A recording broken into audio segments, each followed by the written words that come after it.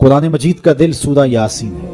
جس نے ایک مرتبہ سورہ یاسین کی تلاوت کی اللہ 10 مرتبہ قرآن پڑھنے کا ثواب عطا کرے. تو اپنی صبح کا آغاز سورہ یاسین سے کیا کریں. کچھ وقت نہیں لگتا، نماز فجر کے بعد اشراق تک سورہ یاسین پڑھ لیا کریں. سورہ یاسین اگر آپ پڑھ کے اپنے دن کا آغاز کرتے ہیں آپ کا سارا دن خیر سے گزرے گا. اس دن اگر کاروبار کریں گے تو برکت ہوگی، اس دن کسی کام کو جائیں گے تو رحمت ہوگی، اس دن بہت ساری بیماریوں سے، آفات و بلیات ارضیہ اور سماویہ سے، دشمنوں کے حسد سے، مبغضین کے بغض سے بچے رہیں گے، لوگوں کے شر سے، حادثات سے محفوظ رہیں گے. تو اپنے دن کا آغاز سورہ یاسین سے کریں. اور کتنا بڑا اجر ہے، آپ ایک سال میں بھی شاید 10 قرآن مجید نہ ختم کر سکیں اور سورہ یاسین پڑھیں تو 10 مرتبہ قرآن مجید پڑھنے کا ثواب نصیب ہوگا.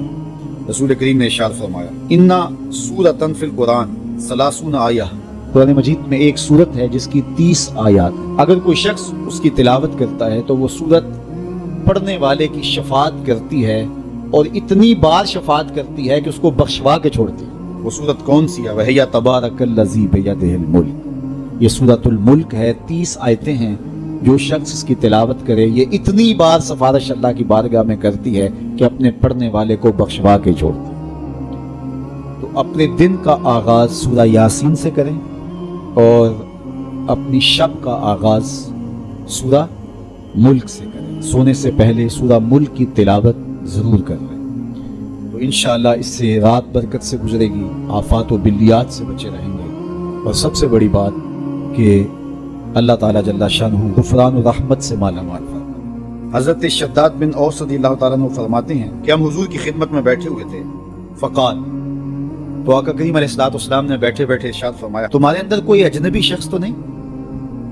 تمہارے اندر کوئی غیر تو نہیں؟ خاص خاص ہی ہو نا، یہ نہیں کوئی اہل کتاب سے تو نہیں؟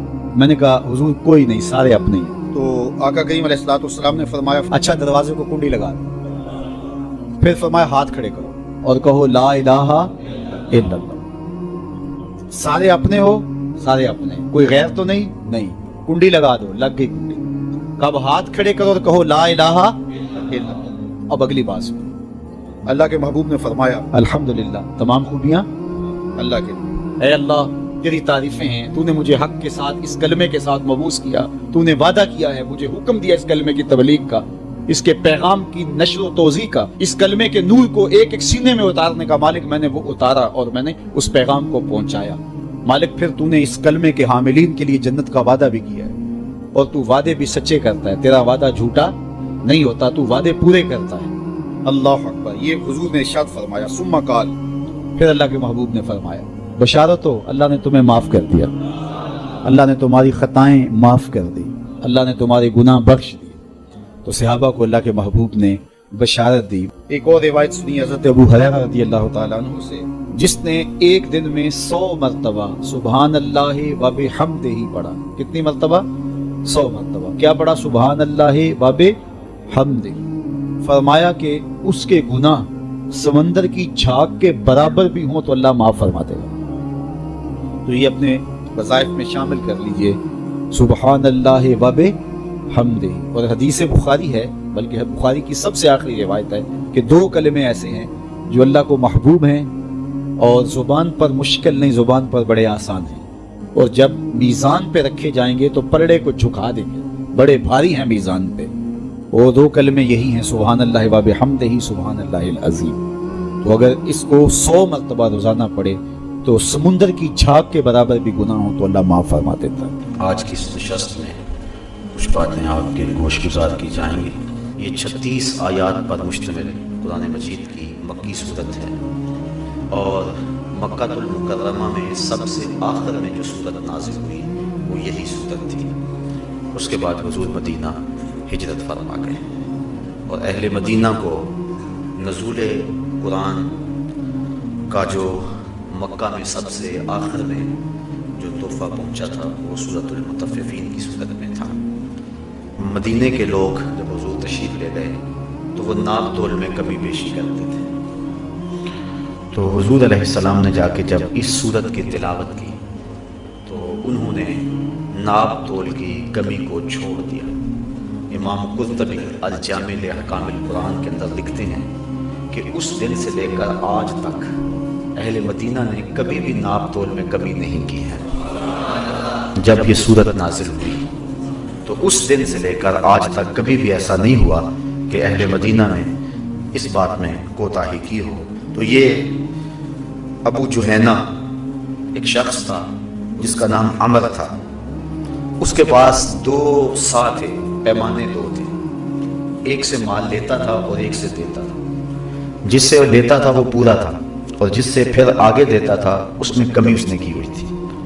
تو اللہ تعالیٰ جل شانہ نے یہ صورت نازل فرمائی کہ ویل للمطففین، خرابی ہے کم تولنے والوں کے لیے، الذین اذا اکتالوا علی الناس یستوفون، وہ جب اوروں سے ماپ لیں تو پورا لیں، وَإِذَا قَالُوهُمْ أَوْ وَزَنُوهُمْ يُخْسِرُونَ، اور جب انہیں ماپ تول کر دیں تو کم کر دیں۔ یہ چونکہ یہودی یہاں آباد تھے اور ان میں یہ بہت زیادہ کوتاہی پائی جاتی تھی، اور ان کی دیکھا دیکھی جو باقی لوگ تھے وہ بھی اس کو عیب نہیں سمجھتے تھے۔ جب کوئی گناہ معاشرے کے اندر بہت زیادہ پھیل جاتا ہے تو بعض بات ایسا ہوتا ہے کہ معاشرے کے لوگ اس گناہ کو بھی گناہ نہیں سمجھتے، اس برائی کو بھی فن قرار دے دیتے ہیں۔ جس طرح کہ موجودہ تجارت کے اندر کئی ایسی قباحتیں موجود ہیں جس کو لوگ سمجھداری اور دانائی اور فن اور اس کام کا اسلوب قرار دیتے ہیں، جبکہ وہ شریعت کے ضابطوں کے بالکل برعکس چیزیں ہیں۔ تو اس دور کے اندر یہ کمی بیشی ناپ تول کے اندر اس حد تک بڑھ گئی تھی کہ انہوں نے اس کو فن قرار دے دیا ہوا تھا۔ لیکن جب قرآن مجید کی یہ صورت نازل ہوئی تو اس وقت سے لے کر آج تک اہل مدینہ نے ناپ تول میں کمی بیشی نہیں کی۔ ویسے صحابہ کی عادت تھی، مزاج تھا صحابہ کا، جب وہ 10 آیتیں تلاوت کرتے تھے تو اگلی 10 آیتیں تب تلاوت کرتے تھے جب پہلی 10 پہ عمل کر لیتے تھے۔ یہ ان کا مزاج تھا، اور مدینہ شریف میں جو جو قرآن اترتا گیا مزاج میں راسخ ہوتا ہے۔ امام سبہودی نے وفاء الوفا میں لکھا ہے، حضرت عائشہ صدیقہ رضی اللہ تعالی عنہا سے مروی روایت فرماتی ہیں کہ اللہ کے جتنے بھی شہر ہیں یہ تلواروں سے فتح ہوئے، لیکن مدینہ قرآن سے فتح ہوا تھا۔ تو ان کی یہ خصلت بد تھی کہ وہ ناپ تول میں کمی کرتے تھے، تو فرمایا ویل للمطففین، کم تولنے والوں کے لیے خرابی ہے۔ ویسے ویل جہنم کی ایک وادی بھی ہے، ان کو اس وادی کا کہا گیا کہ تمہارے لیے وہ وادی ہے جو ناپ تول میں کمی کرتے ہیں، جب لوگوں سے لیتے ہیں تو پورا لیتے ہیں اور جب لوگوں کو دیتے ہیں تو اس میں کمی کرتے ہیں۔ اور ایک روایت حضرت عبداللہ ابن عباس رضی اللہ تعالیٰ عنہ سے مروی ہے کہ جب کسی قوم میں عہد توڑنے کی عادت پڑ جاتی تو اللہ تعالیٰ ان پر ان کے دشمن کو مسلط کر دیتا ہے، جس کو وہ پسند نہیں کرتے وہ ان کے اوپر مسلط کر دیا جاتا ہے۔ اس وقت پوری دنیا کے اوپر مسلم امہ جس جبر اور ظلم کی چکی میں پس رہی ہے، اور جو ہمارے حالات ہیں اور وہ ناپاک بھوک جن کی چاپ اب وطن کے شمالی علاقوں میں گونج رہی ہے، تو ہم اس حوالے سے دیکھیں کہ ہماری عہد شکنی کا نتیجہ تو نہیں ہے۔ اور حضرت عبداللہ ابن عباس نے حضور سے اس حدیث کو روایت کیا کہ جب کوئی قوم 5 کام کرتی ہے تو 5 عذاب ان کے اوپر مسلط ہوتے ہیں، 5 کے بدلے میں 5 چیزیں ان کے اوپر مسلط ہوتی ہیں۔ جب کوئی قوم عہد کو توڑ دیتی ہے تو پھر ان کے اوپر دشمن مسلط کر دیا جاتا ہے۔ وعدہ خلافی، عہد کو توڑنا کیا ہمارے مزاج میں راسخ نہیں ہو چکا ہے؟ اس کی تو ہم پرواہ نہیں کرتے ہیں، جبکہ اللہ کے محبوب علیہ السلام نے ایک شخص سے عہد کر لیا کہ میں یہی کھڑا ہوں تمہارے آنے تک، تو وہ بھول گیا، لیکن حضور کھڑے 3 دن تک وہیں کھڑے رہے، اور جب 3 دن کے بعد وہ پلٹ کے آیا تو اس نے حضور کو دیکھا تو سخت شرمسار ہوا اور نادم ہوا۔ صرف نماز کے لیے اور قضاء حاجت کے لیے جاتے تھے، پھر آگے وہیں کھڑے ہو جاتے، کیونکہ میں نے وعدہ کیا ہوا تیرے آنے تک کھڑا رہوں گا۔ تو جب وہ آیا تو حضور نے فرمایا یار تو نے بڑی مشقت میں ڈال دیا مجھے، صرف اتنی بات کی، تو نے مجھے بڑی مشقت میں ڈال دیا۔ تو وہی کھڑے ہیں، عہد کیا ہے اور پھر عہد کو توڑا نہیں ہے، اور اس کے لیے 3 دن تک وہی کھڑے رہے۔ میں اور آپ ذرا اس حدیث کی روشنی میں اپنے وعدے، اپنے عہد اور لوگوں کے ساتھ ہم نے جو وعدے کیے، جس شخص کو بھی پوچھے نا کاروبار جو کرتا ہے جناب کیا حال ہے کاروبار کا، وہ کہتا ہے جو پیسے لے لیتا پھر وہ دینے کا نام ہی نہیں لیتا۔ وہ تو دعا کرتا ہے کہ ہم ماری جائیں. اور بالخصوص وعدے کے حوالے سے تو کوئی شخص بھی وعدے پہ اس دور کے اندر شاذ و نادر شخص ہوگا جو وعدے پہ پورا اترنے کا مزاج رکھتا ہے. میں یہ نہیں کہتا کہ ہیں نہیں، لوگ ہیں آج بھی، لیکن بہت تھوڑی تعداد رہ گئی. تو جب عہد کوئی قوم توڑتی ہے تو اس کی سزا کیا ملتی ہے کہ دشمن ان کے اوپر مسلط کر دیے جاتے ہیں. دوسری بات، جب کوئی اللہ کے نازل کردہ احکام کے بغیر کسی اور حکم سے فیصلے کرتے ہیں تو ان کے اوپر فقر مسلط کر دیا جاتا ہے.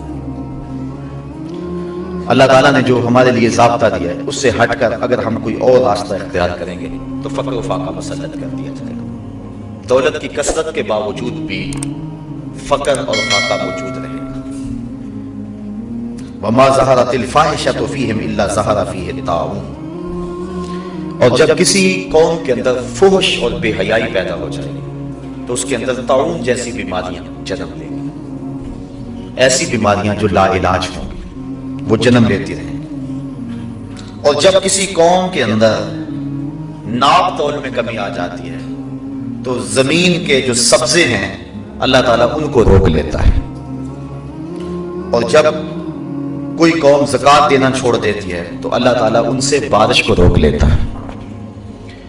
بے وقت بارش ہوتی ہے، وقت پہ بارش نہیں ہوتی، جب ضرورت ہے اس وقت نہیں ہوتی. تو یہ عذاب کی ایک صورت ہے. تو جو ان 5 امراض میں مبتلا ہوں گی ان کو یہ 5 سزائیں اس کی لازمی طور پہ دی جائیں گی. تو ناپ تول میں کمی اللہ کی رحمتوں سے بندے کو محروم کرتی ہے. اور مدینہ شریف پہنچتے ہی سب سے پہلا حکم جو سنایا وہ یہ تھا، چونکہ مدینے کی ریاست کا آغاز حضور نے کیا تھا اور دنیا کے اوپر جو ہے یہ پہلی باقاعدہ نظریاتی ریاست تھی. اور جس ریاست کے اندر معاملات کی صحت سے معاشرت کی صحت کو برقرار رکھنا تھا. اس لیے اگر دیانت اور صداقت کسی قوم میں پائی جائے تو اس قوم کے اندر بہتری آ جاتی ہے، اور ظلم پایا جائے تو بہتری نہیں آتی. بلکہ ایک عربی کا مقولہ ہے کہ الملک یدوم بالکفر ولا یدوم بالظلم. ملک جو ہیں وہ کفر سے تو قائم رہ سکتے ہیں، ظلم سے قائم نہیں رہ سکتے. تو آج ہمارے ہاں ظلم پورے عروج پہ ہے. تو اللہ تعالیٰ نے ان لوگوں کی مذمت فرمائی جو ناپ تول میں کمی کرتے ہیں. جب لوگوں کو دیتے ہیں تو اس سے کم دیتے ہیں، اور جب لوگوں سے لیتے ہیں تو پورا لیتے ہیں. الا یظن اولئک انہم مبعوثون. کیا ان کو گمان نہیں کہ انہیں قیامت کے دن اٹھایا جانا ہے؟ لیوم عظیم، ایک عظمت والے دن کے لیے. یعنی یہ عقیدہ اگر ہو تو پھر انسان ناپ تول میں کمی نہیں کر سکتا. جہاں کوئی پولیس کوئی ایجنسی نہیں پہنچ سکتی وہاں یہ عقیدہ پہنچتا ہے.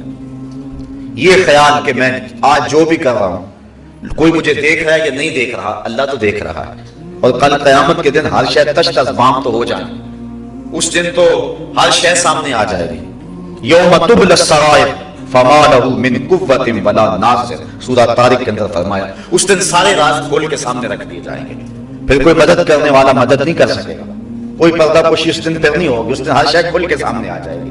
جس دن چہروں سے نقاب ادھیڑ دیے جائیں گے اور جب لوگ پہنا کر دیے جائیں گے اور ہر شے کھل کے سامنے آ جائے گی. اس دن یوم تبلی السرائر، سرائر سر کی جمع راز کی، جس دن سارے راز کھول دیے جائیں گے.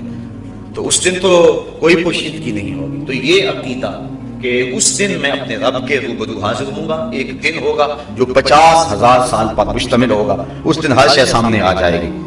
الا یظن اولئک انہم مبعوثون. کیا وہ یہ نہیں جانتے، انہیں یہ گمان نہیں ہے کہ اپنے رب کے حضور انہوں نے حاضر ہونا ہے؟ لیوم عظیم، عظمت والے دن کے لیے انہوں نے اپنے رب کے حضور آنا ہے. یوم یقوم الناس لرب العالمین، جس دن لوگ اپنے رب کے حضور حاضر ہوں گے، کھڑے ہوں گے. یوم، جس دن یقوم الناس، لوگ کھڑے ہوں گے لرب العالمین، اپنے تمام جہانوں کے رب کے حضور. کتنی دیر کھڑے رہیں گے؟ بعض نے کہا کہ 300 سال کھڑے ہوں گے. جب رب کا سامنا ہوگا 300 سال تک کھڑے رہیں گے. بعض نے کہا کہ 1000 سال تک اپنے رب کے سامنے کھڑے رہیں گے. حضرت سری سختی رضی اللہ تعالیٰ عنہ فرماتے ہیں میں تو اس بات سے ڈرتا ہوں کہ اپنے رب کا سامنا کیسے کروں گا، کیسے اپنے رب کا سامنا کروں گا. تو یہ دن ہوگا جس دن ہر شخص کو اپنے رب کے حضور کھڑا ہونا پڑے گا. یوم یقوم الناس لرب العالمین، اس دن ہر شخص اپنے رب کے حضور کھڑا ہوگا. اور کوئی 1000 سال تک کوئی 300 سال تک، کوئی 100 سال تک، یہ مختلف روایتیں ہیں، لوگوں کی مختلف حالتیں ہو سکتی ہیں، لیکن جس کے اعمال کا سلسلہ ستھرا ہوا، جو تنہائی میں اپنے رب سے ڈرتا رہا، جس نے خلوت کے اندر اپنے نفس کا محاسبہ کیا، تو قیامت کے دن جو وہ اپنے رب کے ہاں کھڑا ہوگا تو ایسے ہی اسے لگے گا جس طرح فرض نماز پڑھنے کے لیے کھڑا ہو گیا اور سلام بھی پھیر دیا. بس اتنا وقت لگے گا اور 300 سال گزر جائیں گے، 100 سال گزر جائیں گے، 1000 سال گزر جائیں گے، اور اتنا وقت لگے گا جیسے فرض نماز پڑھی ہے. اور جس کے کندھے پر بوجھ ہوا، ندامت کا احساس ہوا، اس کے لیے 100 سال بھی بھاری ہو جائیں گے، اس کے لیے تو ایک لمحہ قیامت ہوگا. وہ کیا اقبال نے کہا تھا، مہینے وصل کے گھڑیوں کی صورت اڑتے جاتے ہیں مگر گھڑیاں جدائی کی گزرتی ہیں مہینوں میں. جو وصل کے لمحے ہیں وہ تو یوں ہی گزر جائیں گے. 300 سال بندہ کھڑا ہوگا، لگے گا فرض پڑے اور بس وہ جلوہ ہٹ بھی گیا ہے، 300 سال گزر گئے ہوں گے. تو جو مومن ہوگا، جس کو دیدار سے فرحت مل رہی ہوگی، جو لذت میں ہوگا، جو سرور و نشاط میں ہوگا، اس کے لیے لمبی مسافت اس طرح گزر جائے گی. جس طرح کیا آتا ہے کہ جب مومن قبر میں جاتا ہے اور کافر قبر میں جاتا ہے، فرق ہے. کافر کے لیے تو بن گئی مصیبت قبر میں، قیامت کب آئے اور وہ عذاب سہ رہا ہے. اور مومن کے لیے ایسے ہوتا ہے کہ اچانک اسے ایک خوبصورت عورت نظر آتی ہے جس کے گلے کے اندر موتیوں کا ہار ہوتا ہے، اور یہ اس ہار کی طرف ہاتھ بڑھاتا ہے اور ہاتھ ٹوٹ جاتا ہے اور وہ موتی بکھر جاتی ہے اور یہ موتی چننے میں لگ جاتا ہے، اتنے میں قیامت بھی آ جاتی ہے. یدی اس کی قبر کی ساری زندگی جو کہ صدیوں پر مشتمل ہے تھوڑے لمحوں میں یوں بیت جائے گی. اور اسی طرح جو اللہ کے حضور لوگ کھڑے ہوں گے تو 300 سال، 1000 سال یا 100 سال، بہرحال جتنا بھی طویل عرصہ ہوگا، جو اس کے دیدار کے طالب ہوں گے، جن کا کھاتا صاف ہوگا، جن کو نیکیوں کا نور نصیب ہو چکا ہوگا، جن کی آنکھ میں شوق دیدار ہوگا، تو اتنی لمبی مسافت 2 لمحوں میں گزر جائے گی. اور جس نے اپنے کندھوں پہ ندامتوں کے بوجھ رکھے ہوئے ہوں گے اور جس نے گناہوں کا وزن اکٹھا کر لیا ہوگا، اس کے لیے تو ایک گھڑی بھی مشکل ہوگی، اور یہ جائے کہ اس کو 300 سال یا 1000 سال اپنے رب کا سامنا کرنا پڑے گا. تو بڑا سخت دن ہوگا اور اس دن لوگ اللہ کے حضور ضرور کھڑے کر دیے جائیں گے. اللہ اکبر. آگے فرمایا کلا ان کتاب الفجار لفی سجین، بے شک کافروں کا لکھا ہوا سجین میں رکھ دیا جائے گا. جو ہم کر رہے ہیں نیکیاں یا بدیاں وہ لکھی جا رہی ہیں. قیامت کے دن بندے کے نامہ اعمال اس کے ہاتھ میں دیے جائیں گے. جس کے اعمال اچھے ہو اس کے دائیں ہاتھ میں نامہ اعمال دیا جائے گا، جن کے اعمال بد ہوئے اس کے بائیں ہاتھ میں نامہ اعمال دیا جائے گا. اور جب انسان اپنا نامہ اعمال کھولے گا تو وہ کیا کہے گا، ما لہذا الکتاب لا یغادر صغیرۃ ولا کبیرۃ الا احصاها. ہاں اس کتاب کو کیا ہو گیا، اس نے چھوٹی بڑی کوئی بات نہ چھوڑی، سب کچھ لکھ دیا. یہ تو بات میں نے مزاح میں کہی تھی، یہ تو چلتے چلتے میری آنکھ ہی پھٹ گئی. تو وہ کہے گا کہ اس نے سب کچھ لکھ دیا اور ایک ایک چیز اس کتاب پہ لکھی ہوئی ہوگی. اور اس وقت بڑی سختی اور بڑی پریشانی لاحق ہوگی. تو جو برے لوگ ہوں گے، فاجر ہوں گے، فاسق ہوں گے، کلا ان کتاب الفجار لفی سجین، ان کی کتاب جو ہے وہ فجار کا جو لکھا ہوا ہے، ان کے جو نامہ اعمال ہوں گے سجین میں رکھ دیے جائیں گے. اور یہ حضرت مجاہد سے روایت کرتے ہیں کہ یہ 7ویں زمین کے نیچے ایک چٹان ہے. اور ایک اور روایت جس کو حضرت کعب نے روایت کیا ہے وہ یہ ہے کہ یہ 7ویں زمین کے نیچے ایک کالے رنگ کی چٹان ہے جس کے اندر ان لوگوں کے اعمال نامے رکھے جائیں گے. اب محفوظ ہو رہے ہیں، جو بروں کے اعمال نامے وہ بھی محفوظ ہو رہے ہیں، جو اچھوں کے اعمال نامے ہیں وہ بھی محفوظ ہو رہے ہیں. بروں کے اعمال نامے، فجار کے اعمال نامے سجین میں رکھے جا رہے ہیں. اور وہ 7 زمینوں کے نیچے ایک سیاہ رنگ کا پتھر ہے، چٹان ہے، ایک وادی ہے، ایک اس میں رکھے جا رہے ہیں. وما ادراک ما سجین، اور فرمایا تم کیا جانو کہ وہ سجین کیا ہے. تمہیں نہیں پتا وہ سجین کیا ہے، تمہارے نامہ اعمال وہاں لکھے جا رہے ہیں. یہاں کر رہے ہو یا فرشتے بھی لکھ رہے ہیں، وہاں بھی لکھے جا رہے ہیں. کتاب مرقوم، وہ رقم کی گئی کتاب ہے، لکھے گئے نام اعمال ہیں. ویل یومئذ للمکذبین، خرابی ہے اس دن ان لوگوں کے لیے جو آخرت کے دن کو جھٹلاتے ہیں، جو اس دن کی تکذیب کرتے ہیں. الذین یکذبون بیوم الدین، جو انصاف کے دن کو جھٹلاتے ہیں. وہ کہتے ہیں یہ جہاں مٹھا اگلا کس نے مٹھا، کوئی کہتا ہے دیکھ لیں گے، کوئی کہتا ہے بابر بیش کوش کے عالم دوبارہ نیست، یہ دنیا ہی سب کچھ ہے، بس زندگی کے نفع اس دنیا سے ہی حاصل کر لو، اس کی ساری ترجیحات دنیا ہے۔ ذرا میں اور آپ غور تو کریں، صبح سے لے کر شام تک اور شام سے لے کر صبح تک کس مقصد کے لیے زندگی گزار رہے ہیں؟ یہ کیا سب کچھ دنیا ہی ہے یا کوئی اور جہان بھی موجود ہے؟ اگر کوئی اور جہان بھی موجود ہے تو اس کے لیے ہم آگے کیا بھیج رہے ہیں، کیا کر رہے ہیں؟ ہم یہ نہیں کہتے کہ دنیا کے لیے کاروبار نہ کرو، کمائی نہ کرو، لیکن جہاں جتنا رہنا ہے وہاں اتنا ٹھکانہ بناؤ۔ 10 دن کے لیے سفر پہ جاتے ہو، بیرون ملک جاتے ہو، وطن میں کہیں چلے جاتے ہو، تو وہاں 10 دن رہنا ہو تو وہاں آپ کوئی کوٹھی تو نہیں خریدتے، وہاں تو ایک ہوٹل کا کمرہ کرائے پہ لیتے ہیں۔ میاں یہاں ایک کوٹھی خرید لو نا، کہتے نہیں بس میں نے 10 دن تو رہنا ہے، تو جہاں 10 دن رہے وہاں مکان کرائے پہ لیا جاتا ہے، اور جہاں 10 سال رہنا ہے، زیادہ رہنا ہے، وہاں چلو آپ ایک مکان بنا لیں۔ اور جہاں ہمیشہ ہی رہنا ہے، زندگی کا خاتمہ ہی نہیں ہے، نقطہ انجام ہی نہیں ہے، زندگی ختم ہی نہیں ہونی ہے، تو کبھی سوچا اس کے لیے کیا بنایا؟ اس کے لیے یا ایھا الذین آمنوا اتقوا اللہ ولتنظر نفس ما قدمت لغد، اللہ فرماتا ہے ایمان والو اللہ سے ڈر جاؤ اور ہر جان یہ سوچے اس نے آنے والے کل کے لیے آگے کیا بھیجا۔ دنیا کا تو تمہیں پتا ہے، اتنی ہماری جائیداد ہے، اتنی پراپرٹی ہے، اتنی دولت ہمارے پاس بینکوں میں موجود ہے، اتنی ہماری مالیت کا مکان ہے، یہ کوٹھی اتنی مالیت کی، زیورات ہمارے پاس جو ہے وہ اتنی مالیت کی، یہ تو سارا حساب ہے۔ لیکن کبھی یہ بھی سوچا کہ آخرت میں کیا بھیج چکے ہیں؟ وَلْتَنْظُرْ نَفْسٌ مَا قَدَّمَتْ لِغَدٍ، ہر جان یہ دیکھے اس نے آنے والے کل کے لیے کیا بھیجا۔ یہ ساری زندگی کتنی ہے؟ 50 سال کی، 60 سال کی، 100 سال کی لگا لیں، لیکن حشر کا ایک دن 50,000 سال کا ہوگا۔ 50 سال کا نہیں، 100 سال کا بھی نہیں، 50,000 سال کا ایک دن ہوگا، پہلا دن، اور اس کے بعد پھر موت کو مینڈے کی شکل میں لا کے ذبح کر دیا جائے گا۔ موت کو بھی موت آ گئی، اب ایسی زندگی جو کبھی ختم نہیں ہوگی، اس زندگی کو برباد کر دیں اور اس زندگی کو سنوار لیں، اس سے بڑی نادانی اور کیا ہو سکتی ہے؟ کوشش تو ہو دونوں زندگیاں سنور جائیں۔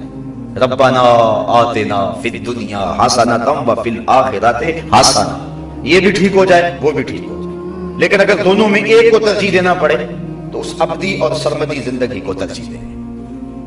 تو کہا کہ اس دن کو جھٹلا دیا، ایک ہے زبان سے جھٹلانا، تکذیب کرنا، میں نہیں آخرت کو مانتا، اور ایک ہے اپنے عمل اور اپنے رویے سے آخرت کی تکذیب کرنا، اپنے انداز معاشرت سے آخرت کی تکذیب کرنا۔ میں اور آپ دیکھیں ہمارا جس طرح کا رویہ ہے زندگی گزارنے کا، کیا ہمارا عمل، ہمارا کردار، ہمارے شب و روز، ہماری زندگی کے لیل و نہار آخرت کی تکذیب نہیں کر رہے؟ جو کچھ ہے اس دنیا کے لیے، یہ آخرت کے لیے ہم نے کیا آگے بھیجا، اور آخرت کے حوالے سے ہماری تگ و تاز کیا ہے، ہماری فکر کیا ہے، ہماری جد و جہد کیا ہے۔ پچھلے دن ایک فوتگی ہو گئی تو قبر میں تدفین کر کے شام کا وقت تھا، جب واپس پلٹے تو میں اپنے گھر میں بیٹھ کر کے سوچنے لگا، اس شخص سے تعلق تھا تو عشاء کی نماز کے بعد نیند نہیں آ رہی تھی، تو کافی دیر تک مغفرت کی دعا میں مشغول رہا۔ جب پچھلا پہر ہوا تو میرے دل میں ایک بات آئی اور مجھے 2-3 دن تک اس بات نے تڑپائے رکھا۔ میں نے کہا بیٹے نے انٹرویو دینا ہونا تو اس کو انٹرویو پہ بھیج کے ماں باپ مصلے بھی بچھاتے ہیں اور ماں باپ دعائیں بھی کرواتے ہیں اور ہمیں بھی فون کرتے ہیں، لیکن اس کے ماں باپ نے مجھے فون نہیں کیا کہ بیٹا سخت انٹرویو اب اس سے لیا جائے گا تو جناب دعا کرنا۔ یعنی ہماری آخرت کے معاملے میں جو ترجیح ہے وہ نہیں رہی۔ بیٹا یا بیٹی یا عزیز قبر میں اتر جائے تو اس کے بارے میں ہم وہ فکر مند نہیں ہوتے جو اس کے دنیا کے معاملات کے اندر ہماری فکر مندی ہوتی ہے۔ اور اس کو ذرا تھوڑے لمحوں میں تنہائی میں کبھی سوچنا کہ ایسا ہی نہیں ہے تو ہمارا عمل، ہمارا رویہ اور ہماری زندگی جو ہے یہ آخرت کی تکذیب کر رہی ہے۔ تو اللہ تعالیٰ جل شانہ نے ارشاد فرمایا وَيْلٌ يَوْمَئِذٍ لِّلْمُكَذِّبِينَ، خرابی ہے اس دن کو جھٹلانے والوں کے لیے، اس دن کی تکذیب کرنے والوں کے لیے۔ کوئی کہتا ہے یہ جہاں مٹھا اگلا کس نے ڈٹھا، کوئی کہتا ہے جی دیکھ لیں گے آخرت آئے گی تو دیکھ لیں گے، اتنا آسان تو نہیں ہے۔ ایک شخص کہتا ہے جی جہنم میں گئے بھی تو ایک جھٹکا لگے گا، ایک بس غوطہ لگے گا اور آ جائیں گے۔ فما اصبرهم علی النار، لوگوں کا آگ پر کتنا حوصلہ ہے۔ حضور علیہ السلام تشریف فرما تھے کہ اچانک ایک دھماکے کی آواز آئی، فرمایا صحابہ جانتے ہو یہ آواز کیسی ہے؟ کہا اللہ و رسولہ عالم، اللہ اور اس کا رسول خوب جانتا ہے۔ فرمایا 70 سال قبل ایک پتھر جہنم میں پھینکا گیا تھا، اب یہ اس کے پیندے میں گرا ہے، یہ گرنے کی آواز ہے۔ تو 70 سال کی گہرائی ہے جہنم میں، اگر ایک غوطہ بھی لگا تو 140 سال تو لگ جائیں گے۔ تو کتنا حوصلہ ہے، فما اصبرهم علی النار، اللہ قرآن میں کہتا ہے لوگوں کا کتنا حوصلہ ہے آگ پر، کتنی دلیری اور کتنی ہمت ہے آگ پر۔ کوئی کچھ بول رہا ہے، کوئی کچھ بول رہا ہے۔ دنیا میں تو تھوڑی سی تکلیف آ جائے تو دن کو تارے نظر آ جائیں، اور دنیا کی تکلیفیں آخرت کی تکلیفوں کے مقابلے میں حیثیت ہی کیا رکھتی ہیں۔ تو ماں باپ کو جہاں اولاد کے اچھے مستقبل کی فکر ہوتی ہے، اس کا مستقبل ٹھیک ہو جائے، اور مستقبل سے مراد اس کی دنیا کی زندگی کی آخری ہے، یہاں کبھی اس کا مستقبل آخرت کا مستقبل بھی سوچنا چاہیے۔ بچہ اگر سکول میں نہ جائے تو ماں باپ کو پریشانی ہو جاتی ہے بڑی، اور تعویذ بھی کرواتے پھرتے ہیں، دعائیں بھی منگواتے پھرتے ہیں کہ یہ بچہ پڑھ نہیں رہا، دل نہیں لگا رہا، کتنے دن ہو گیا سکول نہیں جا رہا، ماں کا چین لٹ گیا، باپ کا چین لٹ گیا۔ اور مسجد میں اگر نماز پڑھنے نہ جائے تو کیا ماں باپ کو اتنی ہی پریشانی ہوتی ہے؟ اگر اتنی ہی پریشانی ہوتی ہے تو پھر مبارک ہو، ویسے ہونی زیادہ چاہیے، لیکن اگر نہیں ہوتی تو پھر سوچنا ہوگا ہم نے کس کو ترجیح دی۔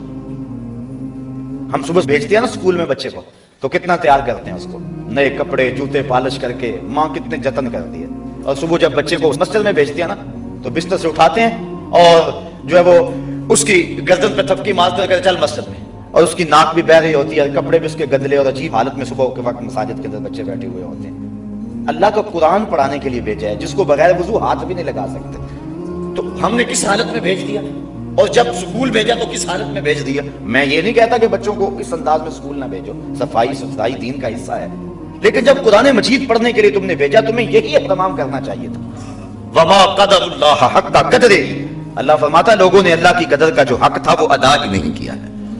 جو ماں باپ جتنی اہمیت دیں گے اس حساب سے بچوں کے ذہن میں وہ چیز بیٹھے گی۔ تو فرمایا وما ادراک ما سجین کتاب مرقوم ویل یومئذ للمکذبین الذین یکذبون بیوم الدین وما یکذب بہ الا کل معتد اثیم، اور آخرت کو وہی جٹلائے گا جو سرکش اور گناہگار ہوگا، جس کے سینے میں خوف خدا کی چنگاری موجود ہوگی، وہ آخرت کی قولاً عملاً کبھی بھی تکذیب نہیں کرے گا۔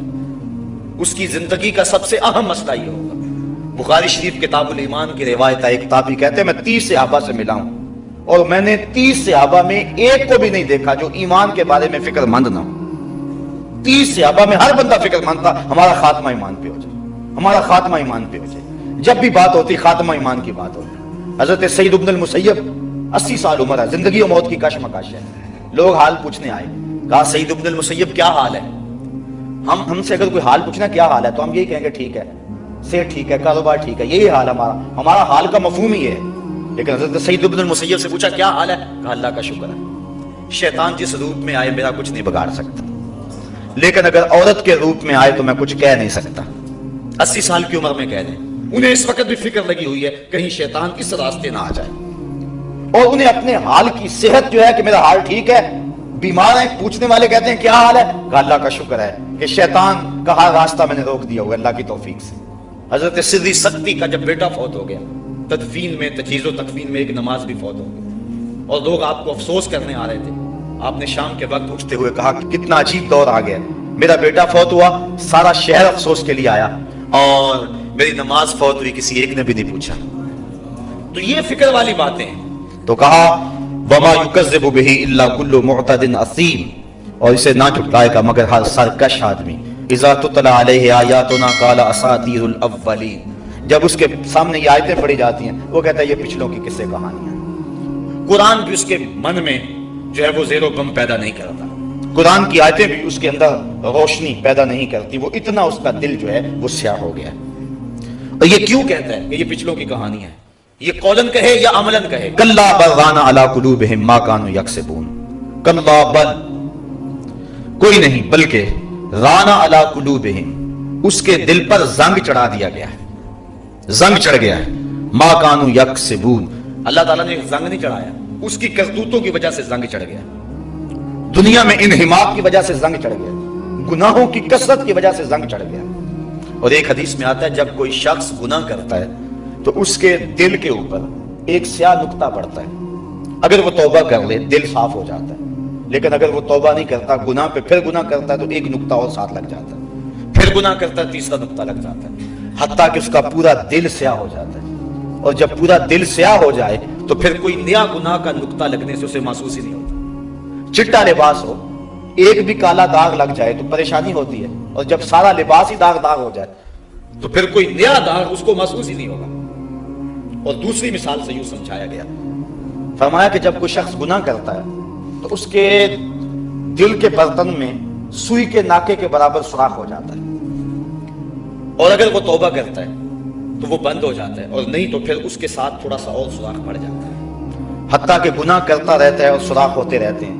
پھر اس کے دل کی مثال غربال کی طرح ہو جاتی ہے. غربال کہتے ہیں چھاننی کو، جس کے پورے پیندے کے اندر سوراخ ہوتے ہیں. جب اس کا دل چھاننی بن جاتا ہے تو قرآن کی آیتیں ہوں، احادیث رسول ہوں، نصیحت کرنے والوں کی نصیحت ہو، کچھ بھی ہو، اٹھتے ہوئے جنازے ہوں، پھیلی ہوئی قبریں ہوں، عبرت کے ہزاروں نشان ہوں، لیکن جس طرح چھاننی کے اندر جتنا مرضی پانی ڈالو ایک قطرہ بھی نہیں ٹھہرتا، اس کے دل کے اندر کوئی شے بھی نہیں ٹھہرتی. سارا قرآن بھی پڑھ کے سنا دو اس کو ایک قطرہ بھی نصیب نہیں ہوتا، کیونکہ اس کا دل چھاننی کی طرح ہو جاتا ہے اور اس کے دل میں کوئی شے نہیں ٹھہرتی. یا تو اس چادر کی طرح ہو جاتا ہے جس کے اوپر سیاہیاں ہی مل دی جائیں، اب کوئی نئی سیاہی پریشانی کا باعث نہیں ہو. ہم جب پیدا ہوئے تھے تو ہم ناپاک پیدا نہیں ہوئے تھے، ہمارا دل پاک تھا، گناہ کا کوئی داغ ہمارے ضمیر پہ نہیں تھا. نفس پلیت پلیت چا کیتا اسی آپ پلیت تا ناسے، یعنی نفس نے میں پلیت کیا، ہم خود پلیت تو نہیں تھے. میاں صاحب فرماتے ہیں چٹی چادر عملہ والی تے داغ نہ لامی جنیاں، پھر نہ آکھیں حشر دہاڑے حال ربا کی بنیا. یہ سفید چادر ہے، اس کے اوپر اگر گناہ کا داغ لگتا چلا جائے گا دل سیاہ ہو جائے گا، اور جب دل سیاہ ہو گیا تو پھر حق اور باطل کی تمیز نہیں رہے گی. امام غزالی نے احیاء کے اندر ایک روایت نقل کی ہے کہ جب کوئی شخص گناہ کرتا ہے اور وہ مومن ہے تو اس کی کیفیت ایسے ہوتی ہے جس طرح پہاڑ کے نیچے آ گیا، ابھی گر نہ جائے اور یہ کچلا نہ جائے، اور جلدی جلدی وہ توبہ کرتا ہے، بے چین ہو جاتا ہے، مضطرب ہو جاتا ہے. گناہ کر گیا، نماز چھٹ گئی، گناہ ہو گیا، کسی کا دل دکھا بیٹھا، اذیت دے بیٹھا، کسی کو کوئی ملاوٹ حرام کی کر بیٹھا، کوئی مسئلہ بن گیا، بس اس کا دل بے چین ہے، بے تاب ہے. یہ مومن کی شان ہے. اور منافق کی یہ کیفیت ہے، جب گناہ کرتا ہے تو سمجھتا ہے کہ بدن کے اوپر مکھی بیٹھی تھی تو میں نے اس کو اڑا دیا. اب میں اور آپ ذرا دیکھیں کہ ہماری کیفیت کیا ہے. گناہ کرنے کے بعد اگر ایسا ہے کہ ہم محسوس کرتے ہیں کہ احد پہاڑ کے نیچے آ گئے تو پھر تو مبارک ہو، اور اگر گناہ کرنے کے بعد بھی احساس گناہ نہیں ہوتا تو پھر مجھے اور آپ کو فکر کرنی چاہیے. فرمایا کلا بل ران علی قلوبہم، بلکہ ان کے دلوں پر زنگ چڑھا دیا گیا، ما کانوا یکسبون، ان کی کرتوتوں کی وجہ سے، ان کے برے اعمال کی وجہ سے ان کے دلوں کے اوپر زنگ چڑھا دیا. اب اس زنگ کی وجہ سے انہیں حق اور باطل کی کوئی تمیز نہ رہی. آگے فرمایا کلا انہم عن ربہم یومئذ لمحجوبون. ایک تو یہ کہ ان کے دل پہ زنگ چڑھ گیا، دوسرا کل قیامت کے دن جب رب کے جلووں کی فراوانی ہوگی یہ لوگ اپنے رب کا دیدار نہیں پا سکیں گے. اللہ اکبر. کلا ہاں انہم عن ربہم، بے شک یہ اپنے رب سے، یومئذ اس دن، لمحجوبون پردے میں ہوں گے، انہیں دیدار الہی نصیب نہیں ہوگا، ان کو اس کے جلوے نہیں ملیں گے. اور جس کو رب کا جلوہ اس دن بھی نہ ملا، ویسے تو اللہ نے قرآن میں فرمایا من کان فی ہذہ اعمی فہو فی الآخرۃ اعمی، جو اس دنیا میں اندھا رہا کل قیامت کے دن بھی اندھا ہی اٹھایا جائے گا. اس سے ان آنکھوں کی بے نوری مراد نہیں ہے، دل کی بے نوری مراد ہے. دل بینا بھی کر طلب خدا سے، کہ آنکھ کا نور دل کا نور نہیں ہے. اگر آج روشنی نہ ملی، آج مقصد زندگی حاصل نہ ہوا، جس چیز کے لیے اور جس مقصد کے لیے دنیا پہ آئے تھے وہ آج حاصل نہ ہوا تو کل بھی آنکھوں میں بے نوری ہوگی، کل بھی دل اندھا ہوگا. جو آج اس کا دیدار نہ پا سکا کل بھی نہ پا سکے گا. تو اس دن وہ اپنے رب سے پردے میں ہوں گے، حجاب میں ہوں گے. لمحجوبون، انہیں اپنے رب کا دیدار نصیب نہیں ہوگا.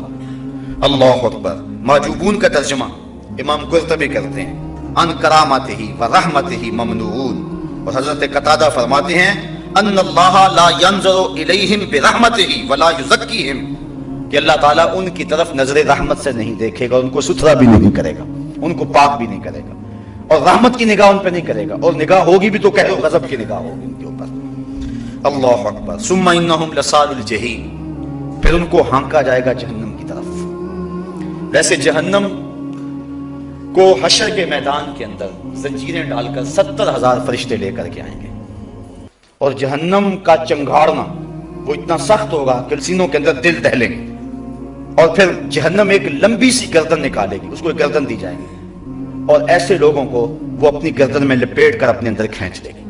ایک تو طریقہ یہ ہوگا جہنم میں جانے کا، اور دوسرا طریقہ ان کو پیشانی کے بالوں سے اور پاؤں سے پکڑا جائے گا، جس طرح سورہ یاسین کے درمیان تو پکڑ کے ان کو گھسیٹ کر کے جہنم میں لے جایا جائے گا انتہائی ذلت کے ساتھ۔ وہ چیختے چنگارتے رہیں گے لیکن ان کی کوئی فریاد نہیں سنی جائے گی۔ ثم انہم لصال الجحیم، یہ کن کی بات ہو رہی ہے؟ جو آخرت کے دن کو جھٹلاتے ہیں، قرآن کی آیتیں ان پہ اثر نہیں کرتی، اس کو پچھلوں کی قصہ کہانی سمجھتے ہیں، ان کے دل پہ زنگ چڑھ چکا ہے۔ سارا قرآن بھی پڑھ کے سنا دو، من میں اجالے نہیں ہوتے، چھلنی کی طرح ان کے اندر ایک بھی قطرہ نصیحت کا نہیں ٹھہرتا۔ اللہ اکبر۔ ثم یقال ھذا الذی کنتم بہ تکذبون، پھر جہنم میں پھینک کر ان کو کہا جائے گا ھذا الذی، یہ ہے وہ، کنتم بہ تکذبون، جس کی تم تکذیب کرتے تھے، جس سے تم ڈرتے نہیں تھے، جس کی تمہیں پرواہ نہیں تھی، جس کے بارے میں تمہارا خیال تھا یہ کہیں وہم اور گمان نہ ہو، یہ فائزین کی کہانیاں نہ ہو، بس ڈراوا اور دھمکاوا نہ ہو، جس کو تم یہ کہتے تھے کوئی بات نہیں ہے، کہا جائے گا ثم یقال، پھر کہا جائے گا ھذا الذی کنتم بہ تکذبون، یہ ہے وہ جس کی تم تکذیب کرتے تھے۔ کلا ان کتاب الابرار لفی علیین، اور فرمایا سن لو بے شک جو نیکوکار ہیں ان کا جو لکھا ہوا ہے وہ علیین میں ہوگا۔ اب علیین کیا ہے؟ آگے فرمایا وما ادراک ما علیون، علیون کیا ہے؟ تم کیا جانو علیین کیا ہے؟ کتاب مرقوم، وہ ایک ایسی کتاب ہے جس کے اوپر مہر لگی ہوئی ہے، تمہارا نام اعمال جو مہر زدہ ہے۔ یشہدہ المقربون، وہ ایسی جگہ پہ ہوگا، عرش کی دائیں سمت یہ مقام ہے علیین، جہاں نیکوں کے اعمال نامے رکھے گئے ہیں۔ اور یشہدہ المقربون، مقرب فرشتے ان جگہوں کی زیارت کرنے آتے ہیں، روزانہ فرشتے جاتے ہیں جو علیین کی زیارت کرتے ہیں کہ یہ وہ جگہ ہے جہاں نیک لوگوں کے اعمال نامے رکھے گئے ہیں۔ ان الابرار لفی نعیم، بے شک جو نیکوکار ہیں وہ نعمتوں میں ہوں گے، چین کی زندگی میں ہوں گے۔ دنیا پر تو دکھ دیکھ لیا، اذیتیں بھی سہ لی، تکلیفیں بھی سہ لی، سحری وقت اٹھے، سارا دن روزے سے رہے، نظر پہ پہرا بٹھایا، خیالوں کو آوارہ نہیں ہونے دیا، سوچوں کو بے لگام نہیں ہونے دیا، اپنے رزق کے اندر حرام کا ایک لقمہ بھی شامل نہیں ہونے دیا، زمانے کی دوڑ سے پیچھے رہ گئے، لوگ انہیں دقیانوس بھی کہتے رہے، کوئی انہیں مسیطر کہہ کے تانا بھی دیتا رہا، لیکن دنیا پر انہوں نے اپنی حفاظت کی۔ ان الابرار لفی نعیم، یہ نیکوکار چین کی زندگی میں ہوں گے۔ علی الارائک ینظرون، تختوں پر بیٹھے ہوئے ہوں گے، تختوں پر بیٹھے ہوں گے، ینظرون، اور دیکھتے ہوں گے۔ کیا دیکھیں گے؟ اس پر مفسرین کی مختلف آراء ہیں۔ بعض کہتے ہیں کہ جہنم کے اندر جو ان کے دشمن جل رہے ہوں گے ان کو دیکھیں گے، جو ان کو دنیا پہ تانے دیتے ہوں گے ان کو دیکھیں گے۔ اور ایک قول یہ ہے علی الارائک ینظرون، وہ وہاں تختوں پہ بیٹھ کے اپنے رب کا نظارہ کریں گے اور جنت کی نعمتوں کو دیکھیں گے۔ تعرف فی وجوہہم نضرۃ النعیم، اور اے مخاطب تو ان کے چہروں سے ہی ان کے اندر کی تازگی کو جان لے گا، ان کے اندر کتنی خوشی ہے، ان کا دل کتنا اچھل رہا ہے، ان کے من میں کتنی خوشیوں کا احساس ہے۔ تعرف، تو پہچان لے گا، فی وجوہہم، ان کے چہروں سے، کیا؟ نضرۃ النعیم، نعمت کی جو تازگی ہے، ان کے اندر کو جو رب نے مالا مال کیا ہے، ان کے سینے میں جو اجالے کیے ہیں، اور رب کے دیدار کے بعد ان کے چہرے پہ جو تازگی آئی ہے وہ تجھے پہچاننے میں دیر نہیں لگے گی۔ جب تو دیکھے گا تو پہچان لے گا کہ ان چہروں نے تو رب کو دیکھا ہوا ہے۔ تعرف فی وجوہہم نضرۃ النعیم، ایک تو یہ ان کو نعمت دی جائے گی۔ دوسری نعمت یسقون من رحیق مختوم، انہیں نتھری ہوئی شراب پلائی جائے گی جس کے اوپر مہر لگی ہوئی ہوئے گی۔ یسقون پلائی جائے گی، من رحیق، ایسی کہ جس میں ملاوٹ نہیں ہوگی،